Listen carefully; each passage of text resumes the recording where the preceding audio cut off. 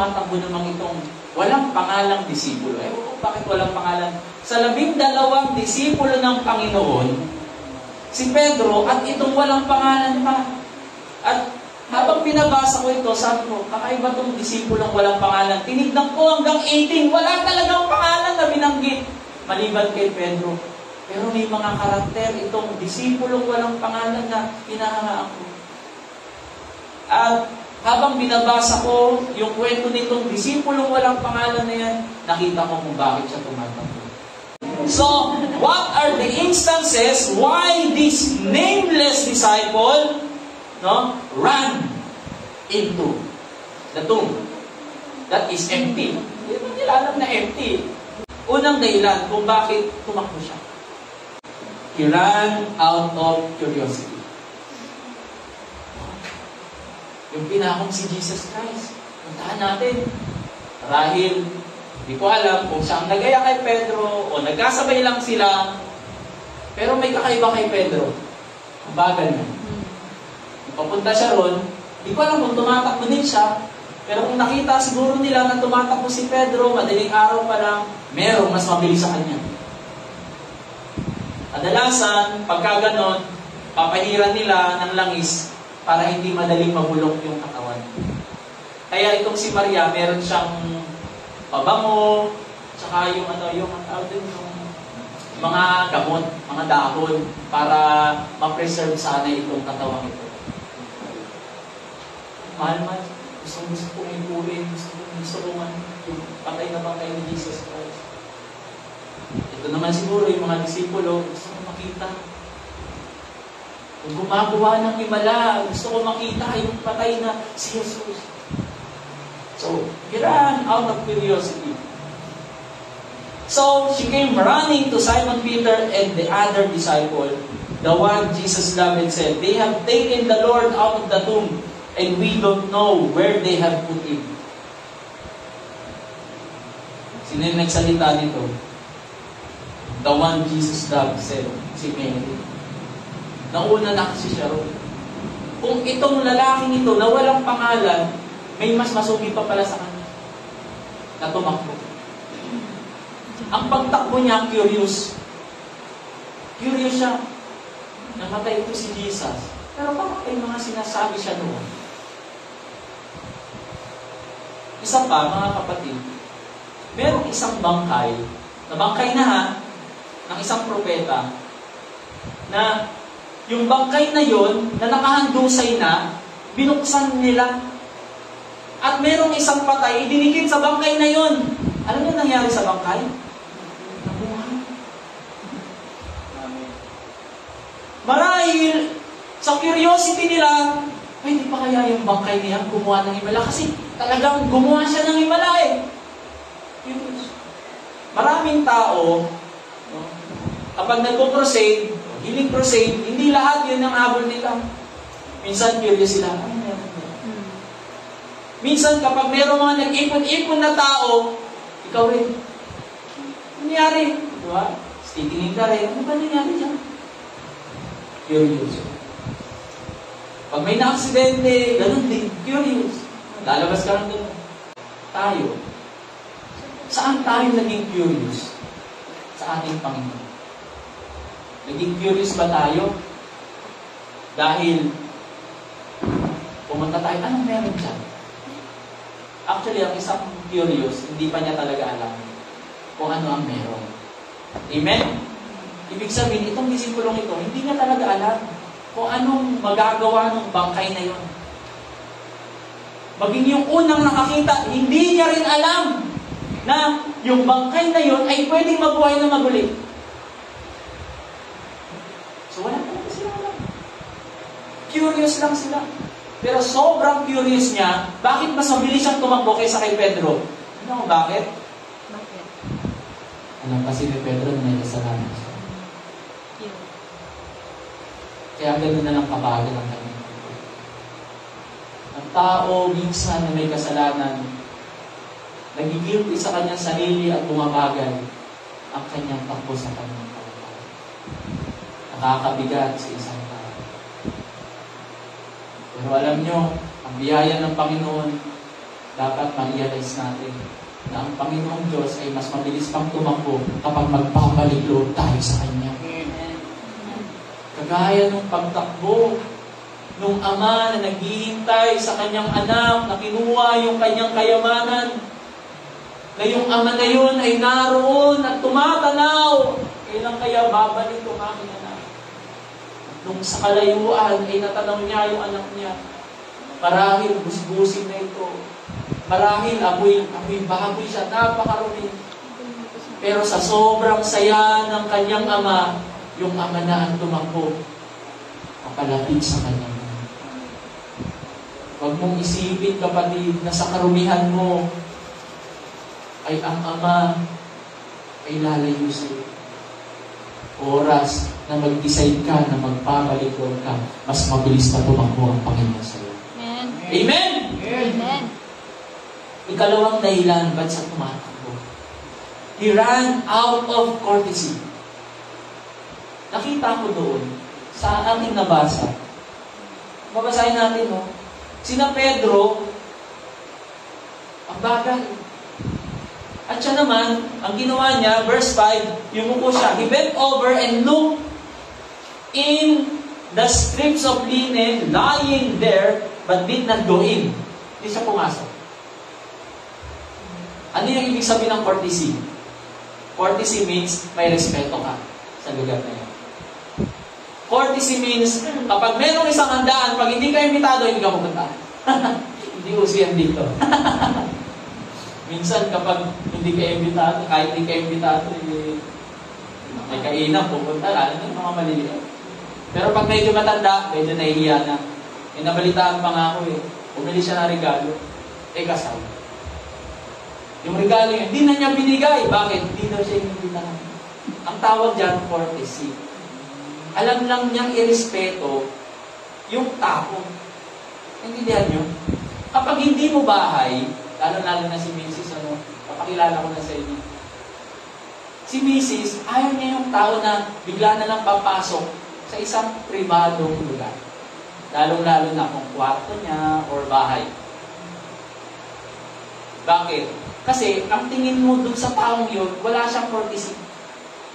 Ito ang galing nito Alam niyo kung bakit? Kasi alam niyo yung courtesy. Hindi siya agad-agad papasok. So, lang. Pwede naman pumasok.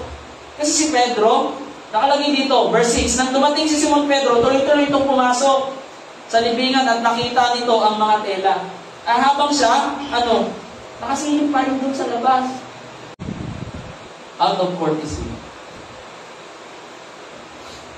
Kapatid, makinig kayo. Minsan, may mga limitasyon na hindi mo dapat papasukin. At kung nakita mo, may nakapasok doon, nakakilala mo, huwag kang mainggit. Okay? Huwag kang mainggit. Kasi may ibang authority na meron sa kanya kaysa sa'yo.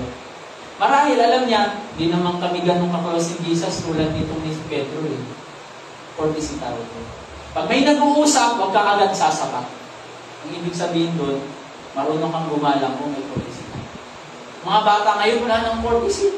Isa nag-uusap kayo, may bisita kayo, ganun, nandun na agad, nakatungad. Ay, nako, kung doon, titigan mo lang. Wala ngayon, kahit lumuha na yung mata ko, lumalirin ng ganyan, talagang kukulitin ka niyan Si Sayon, ganun din.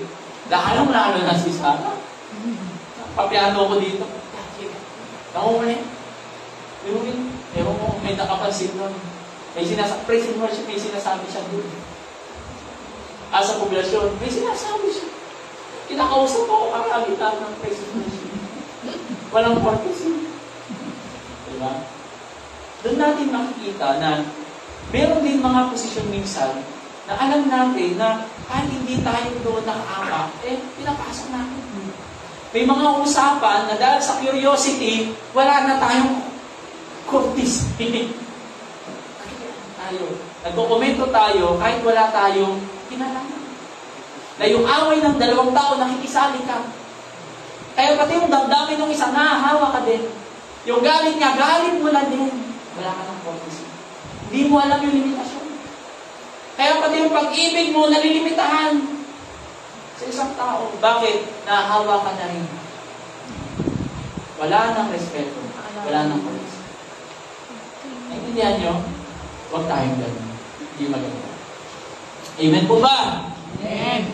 Kung dalawang kumari mo, kaibigan mo parehas, imentuhan ka ng isa, yung isa, kumari mo parehas, dapat, kahit anong mangyari, mag-away man sila, hindi mo awayin yung kaaway ng isa. Gigitna ka lang. Ang tawag dyan, courtesy. Alam mo respetuhin ang lugar ng isa't isa. Amen po ba? Amen. Wala kang pagiging. Marunong kang mag-boundary sa iyong sarili at maglimita. Kung hanggang saan ba yung damdamin na yan, kung deserving ba yung ilaan ng damdamin na yan, na magbibigay ng magandang impact. Kasi minsan, yung damdamin na yan, hindi na magandang impact. Diba? Makakatulong ba ito o hindi? Pagsasabihin ko ba ito, makakatulong ba ito o hindi? Amen po ba? Marunong siya sa policy. Ayaw niya yung paspasan niya. Ayaw niya yung pabida. Na dapat lahat alam niya. Dapat lahat, siya, yung carry niya din lahat. Hindi. Ilaan natin sa iba. Yung mga bagay na alam natin na hindi para sa atin. Amen po ba? Lalo-lalo na kung hindi mo ito. Kung ito isang bahay, tao po, pwede po bang makituloy? Maliban kung sanay na kayo, auntie mo, parang pili mo talaga bahay niyo. Pero alam niyo minsan, pag walang tao talaga, huwag papasok mo. Amen? Wala kasing tao doon. Kaya hindi siya pumasok. Naintindihan niyo? Nakahugas ka lang ito, nakisigar ka. May pagkain sa rin, binuksan mo na rin. Kumain ka na din, tinikman mo na. Natiwas niya si Dada. Natikman mo na lang. Pero kung nakasanayan mo at wala namang problema doon sa isang tao, okay lang. Pero hindi lahat ng tao ganyan. Huwag mong itrato na kaya mong gawin sa kamag-anak mo, gagawin mo rin sa ibang tao. Amen? Ingatan mo ang reputasyon mo. Hindi kailangan, pakialaman mo. Amen po ba? Amen. Okay, policy. Ikatlo, he ran out of loyalty. Verse 8 to 9. Sabi dito, yung panyong binalot sa ulo ni Jesus, ang panyo ay hindi kasama ng mamahaling tela, kundi walay na nakatingin sa isang tabi. Pumasok din ang alagad na naunang dumating at nakita niya ito at siya'y naniwala. So may tao na sa loob, tsaka siya pumasok. Intindihan nyo? Hindi yung wala pang tao, nauna na siya. Okay? So nakita niya, talaga may courtesy ito. Ngayon, nung meron na, yung naunang dumating, tumingin. Kasi pasilip-silip siya, talagang wala. Hindi nagtatago si Jesus dito sa tabi-tabi. Wala talaga. Okay? And then, he saw and believed. But, they still did not understand from the scripture that Jesus had to rise from the dead. Okay? Loyal. May loyalty pa rin siya. Alam niyo, ang salitang loyalty, ang hirap talaga yun. Ang hirap. Talaga. Pag sinabi mong loyalty, pag tatay mo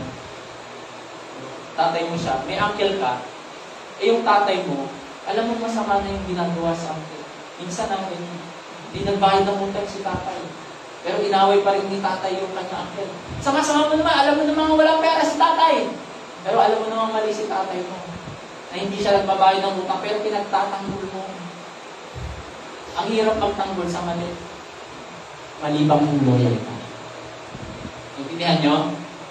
Pag loyal ka, kahit naiisip mo na, mali naman siya, pero dahil close kami, related kami, pagtatanggol ko siya. Yan ang loyal. Intindihan nyo? Yan ang loyal.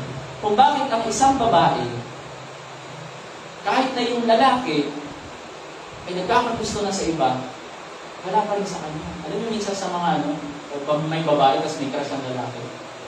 Yung lalaki ang close sa iba, crush ko pa rin siya kahit na. Loyal ang tawag doon. Kahit alam niyang niluloko na siya. Minsan magkasawa pa. Ay nako, bakit magkasawa pa rin kayo? Alam mo nang lalaki yan. Kasi loyal pa. Ay ng babae yan, di ba? Naintindihan nyo? Yan ang loyal.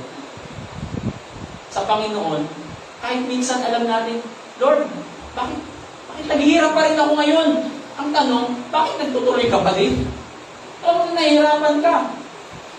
Kasi, Lord, wala na, parang hirap na ako sa paggusto sa mga anak ko.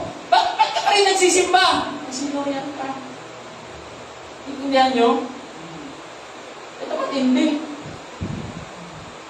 Ilang beses ka lang pinagalitan ng nanay mo, binungangaan ng nanay mo, nakurot o kung ano man, nasaktan, ba't nandiyan ka pa rin sa bahay nyo, hindi ka lang malayas? Naglayas ka, bumalik ka pa din. Kasi loyal ka. Alam nyo, makinig kayo sa akin. Ang taong related kay Jesus Christ, kahit hindi mo na naiintindihan ang nangyayari sa iyo, at tila baga unfair na ang lahat, pati si Jesus, unfair naman to si Jesus, ba't naman, okay na nga, nawala pa. Pero patuloy pa rin silang nag-iimpon. Patuloy pa rin nilang minanamnam yung mga turo ng Panginoon. Alam niyo kung bakit? Kasi loyal sila. Hanggang ngayon, magtataka kayo, ba't tayo nandito? Sino ba sa atin ang nakita kay Jesus Christ ng personal? Tasa pa tayo? Wala. Bakit tayo bumising ng maaga? At sa kanya.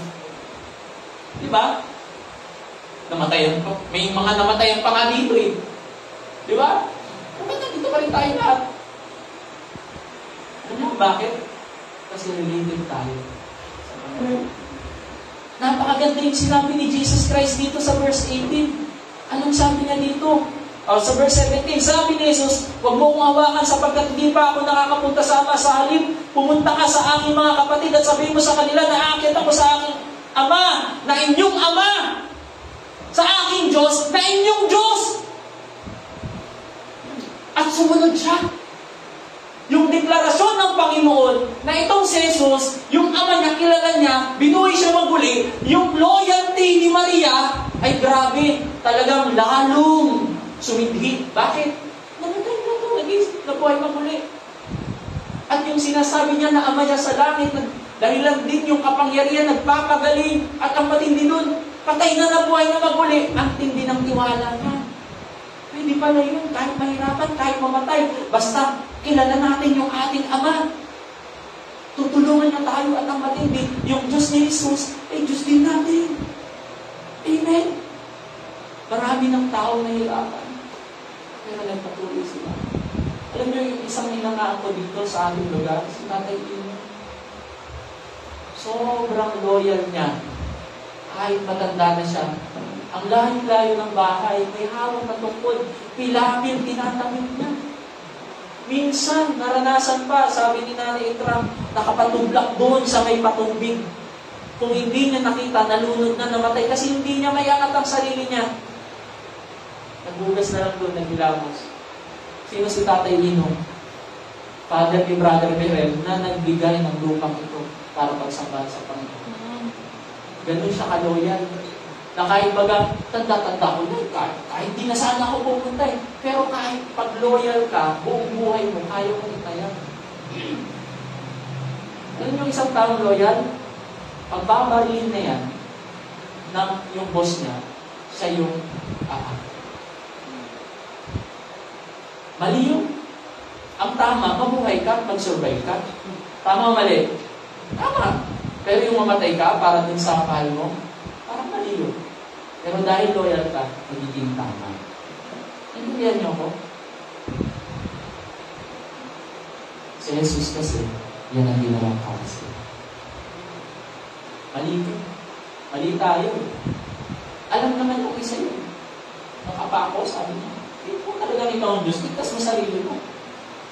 Pero ito, na-realize niya, teka, mali yan eh. Wala akong kasalanan eh. Pero nandito kasama natin. Mali yun. Pero bakit siya namatay? At parang mali nga. Namatay ka, pero dahil loyal ako sa'yo, isama mo ako sa paraiso. Hindi yan yun.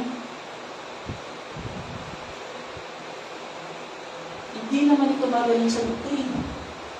Wala naman yung posisyon na maging disipulo ng Panginoon. Sigurado, hindi rin niya naging loyal nung mga panahon na siya nabubuhay. Mamamatay na. Pero hindi uli ang lahat. Iniligtas siya ng mga. Amen? Kaya ang sukatan ng kaligtasan, hindi dahil marami ka alam, hindi dahil mataas ang posisyon mo, hindi dahil napakalinis mong tao at aktibo ka sa paglilingkod sa Panginoon. Hindi. Ano? Willing ka rin bang mamatay sa tabi ng Panginoon? Amen? Kasi siya, ginawa niya, namatay siya sa tabi ng mga makasalanan tulad natin. Dahil inako niya ang mga. Ganun siya kaloyal. Sunod na mga kaloyal. Kaya namatay si Jesus dahil loyal ang pag-ibig niya sa bawat isa. Kaya naman natin sa sobrang loyal. Kahit yung huling hilinga mo, nagkasala ka pa, nakaraan, at tumingi ka ng tawad, bayad pa din! Amen. Bayad pa din. Amen? And last, but not the least, he ran in victory. Itong isa sa pinakamagandang takbo. Amen. At dito nabuo ang salitang gospel. Alam niyo ang gospel? Naikwento ko na noon. Ang salitang gospel o evangelion sa Greek. Ang ibig sabihin ng evangelion, angel, ibig sabihin ng angel kasi messenger. Angel. Kaya yung mga angel, messenger sila. At alam niyo ba, hindi lahat ng mga nilalang sa langit ay angel. May mga nilalang sa langit na hindi angel. Ang angel lang, yung messenger. May mga nilalang dyan na hindi angel. Pero may pakpakid sila. Apat ang mukha. Hindi sinabi sa Bible na angel sila. Oo, angelic being, but they're not angel. Ang angel, para lang sa mensahero ng Panginoon. Because the word angel is messenger. Basahin niyo sa Bible. May nakalagay doon, heavenly beast, heavenly creature, but they're not angel. Intindihan nyo? Angel. Yan. Ngayon, yung evangelion, ibig sabihin, message, at saka yung Eva, actually hindi Eva yun eh. E-U, at saka A. Yuwa. Kaso ang yuwa, hindi mo naman mababasa yung yuwa. Yung U, nagiging matigas. Kaya yung W, no? Nagiging Ewa, nagiging Eva. Kaya yung Volkswagen, pag sa mga German, hindi Volkswagen tawag dyan, Volkswagen. Nagiging B yung W. Kaya yung Yuwa, Eva, ibig sabihin ng U kasi is good. Good message. Good news. Gospel. Or God's spell. Yung G-O-O-D, binawasan ng isa, spell means spell. Alam niyo, pag mag-i-spell ka o mag-curse, di ba spell tawag doon? Yung mga witchcraft, gumagawa sila ng spell na tinatawag, spell. God's spell. Gospel. Good news.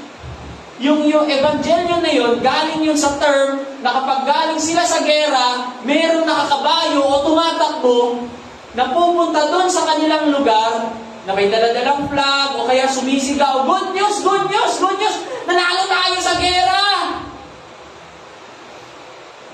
Bago sila po sakupin at sana ay sila'y aalipinin o kaya papatayin sa lugar na yun dahil sila'y sumugod at may balita, wow, panalo tayo, hindi na tayo magiging alipin, malaya na tayo, wala na yung mga kaaway na lulusob sa atin. Dahil saan? Dahil sa good news. Ang salitang good news ay isang sigaw ng tagumpay. Na lahat tayo ng mga tao ay sasakupin o sinakop. Tayong mga alipin, tayo papunta sa impyerno. Pero good news, may namatay na kapalit sa ating kasalanan. At siya'y nabuhay na magulit. Hindi lang basta binayaran niya yung kasalanan natin sa pagitan ng kamatayan. Binigyan pa tayo ng assurance. Dahil yung sinabi ng Panginoon na sa tahanan ng Ama ay meron tayong mga silid. At kung wala, ipaghahanda na tayo. Paparoon ako at ipaghahanda ko kayo, sabi niya. Kaya lahat ng ating sitwasyon sa buhay ngayon dito sa mundo, pansamantala. Good news. Pansamantala lang yan. Ilang taon pa ba meron nalalabi sa buhay niyo? Nung minsan, nagpukwenta ako. Magpupunti na ako sa over 31. Hindi mahalata. Magpupunti na talaga ako, yun ang totoo. Kung mabubuhay ako ng 75 o kaya 70, kasi sa Bible nakalagay doon, ang buhay umaabot 70 hanggang 80. Kaya kung mag-71 ka na, grace na ni Lord dyan. Yung dumugtong na yan, ay hindi na ikaw yung patay ka na talaga. Biyaya na lang yan. Bago ka na. Kaya kung isipin mo, 30 anyos, nakalahati ko na mahigit yung buhay ko. O ngayon, dagdagan mo ng kung 70 ang iyong buhay, 61 ka na, 62. Alam, mapalapit ka na ang gumraduate. Kung kinakabahan ka, okay lang yan. Pero hindi sana yan yung kaba na wala ka sa Panginoon. Sana yan yung kaba na hindi pa darating ng good news yung kamag-anak. Sana yan yung kaba na, wala, hindi ko pasiran yung friend ko, wala, hindi pa nasiran yung mga anak ko, hindi ko pa sigurado kung ligtas sila. Wala yung asawa ko, hindi ko pa sigurado. Sana yan yung kaba na gano'n. Sana yung victory na meron tayo ma-enjoy din nila. Sana yung naririnig mo, linggo-linggo, naririnig din nila. Kaya sana gumagawa ko ng parang para maibahagi yung good news at yung tagumpay na meron sa atin ngayon. Huwag mong papalampasin na habang lumalapit na ang graduation mo sa mundo, ay naiiwan naman ng iyong mahal sa buhay. Kapatid, unang regalo sana natin sa Panginoon ay yung regalo din ng Diyos sa iyo. Ano yun? Maliban sa buhay mo, yung pamilya.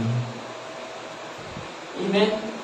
Regalo mo, Lord, ibigay ko sa iyo pamilya. Gagawin ko lahat para may lapit sila. Ang assignment ay binigay ng Panginoon sa atin bago siya umakyat. Ano? Go! And make disciples of all nations, baptizing them in the name of the Father, the Son, and of the Holy Ghost. I will be with you wherever you go. Kaya ang presensya ng Panginoon, hindi lang tuwing umaawit tayo. Ang pagsama ng Panginoon ay naroon din sa mga tao kasama at dala-dala ang mabuting balita ng Panginoon. Go and I will be with you wherever you go. Kaya ang unang ebanghelista dito sa Biblia ay si Maria. Siya ang inutusan ng Panginoon. Pumunta ka, sabihin mo sa kanila ang mabuting balita na ako pupunta sa Ama, yung Ama ko, Ama mo rin, yung Diyos ko, Diyos mo rin. Pumunta ka! Buhay ako! Ang good news, oo, si Kristo namatay. Si Kristo ay nabuhay. Good news yun. At siya ay babalik mo. Yan ang good news. Amen? Amen.